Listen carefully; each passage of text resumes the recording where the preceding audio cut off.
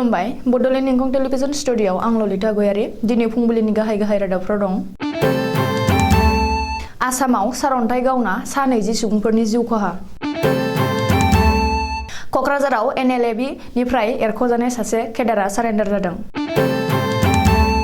सिङिमारि गामिनि गोमानानै थानाय सम्बारू ब्रह्मनि गोथै देहाखौ बरबिलाव मोन्दों।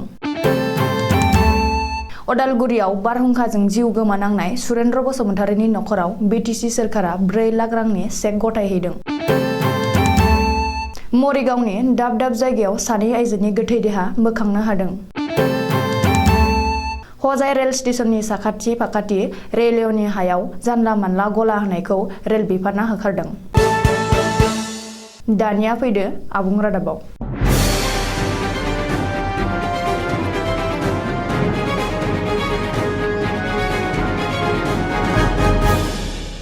थाद'नाय गैयै बार अखा सारअन्थाइ गावना आसामनि दाब दाब जायगाफोराव सा 20 सुबुंफोरनि जिउ खहा।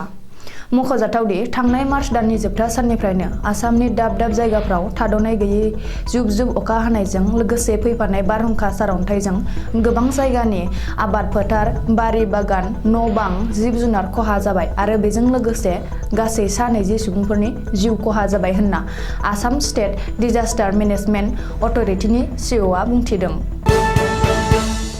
गोदान बिग्रायारि आफाद NLAB हान्जानिफ्राय एरख'जानाय सुबुङा पुलिसनि सान-हर गोख्रों सिग्रोमनायखौ गिखांनानै गावखौनो पुलिसनि सेराव गथायदों।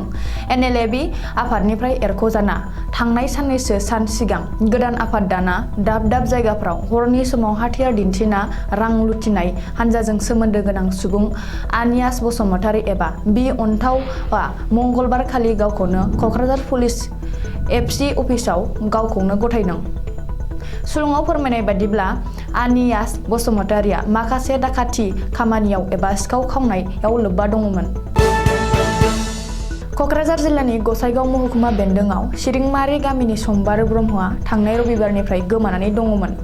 नाथाय मंगलबारखालि बेलासिनि 1 रिंगासो समाव बरबिलनि मोनसे बिलोआव सम्बारू ब्रह्मनि गोथै देहाखौ गोजावनानै थानाय हालोदाव मोन्दों।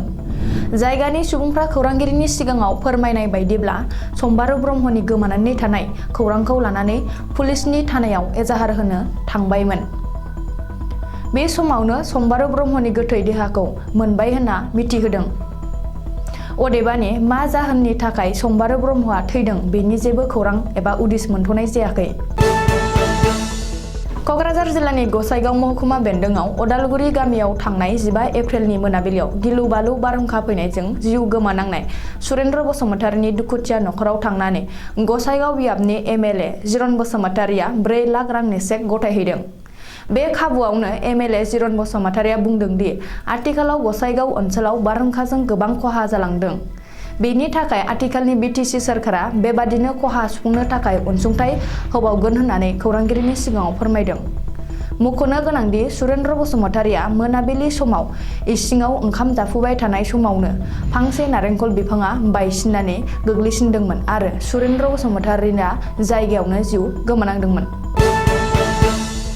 बैसागु बोथोरनि समावनो मरिगाव जिल्लानि दाब दाब जायगायाव सानै आइजोनि गोथै देहा मोननाय जादों। जागिरदनि गोथौ ओनसोल गुप्ताहाराव फुजा दास मुंनि सासे लाइमोन हिन्जावसानि गोथै देहाखौ मोनसे फुख्रियाव मंगलबारखालि फुंनि समाव गोजावनानै थानाय हालोदाव मोन्दों।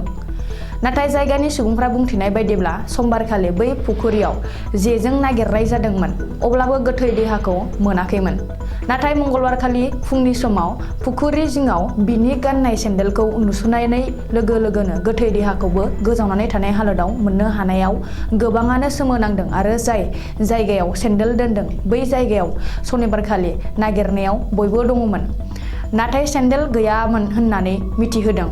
बे बिथिङाव पुलिसआ नायबिजिरनायनि उनाव गासैखौबो उनाव मिथिजोबगोन होननानै फोरमायदों। नखरनिया फोरमायनाय बादिब्ला थांनाय रबिबारनि मोनानिफ्रायनो फुजा दासआ गोमाना दङमोन।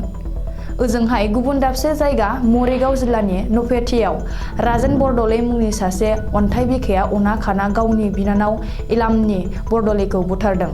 नाथाय गाव हारसिङैनो थैदोंसो होननानै गामिनि रायजो राजानि सिगाङाव बुंदोंमोन। नाथाय अब्लाबो मरिगाव पुलिसआ आथिखालाव राजेन बरदलैखौ एरेस्ट खालामबाय होननानै मिथिहोदों। हजाय रेल स्टेशनाव साखाथि फाखाथि रेलनि हायाव जानला मानला गनायथि गैयाजासे रेलवे बिफाननि हाखौ आवग्रिलाबायनानै गला होनाय गलाफोरखौ मंगलबार खालि फुंनि समाव गंथाम बुल डजार एबा जेसिबिजों होखारनाय जादों। रेल बिफाननि बेबादि हरखाबै होखारफैनायाव गं 100निबो बांसिन गलादारफ्रा दुखु मोननाय फोरमायदों। बे होखारनायाव गोबां खहा जानांनाय असित दास मुंनि सासे गलादारा हार्ट एटाक जानानै जिउ गोमादों होननानै सुलुङाव मिथिनायबो जादों।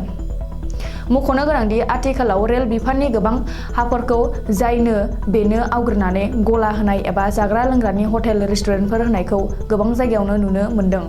बेखायनो रेल बिफाना बोलो बाहायनानै बेबादिनो एभेक्सन खालामनांगौबो जायो। बेवहाय खायफाया एसे आरो गोबां खहा जानोबो हागौ।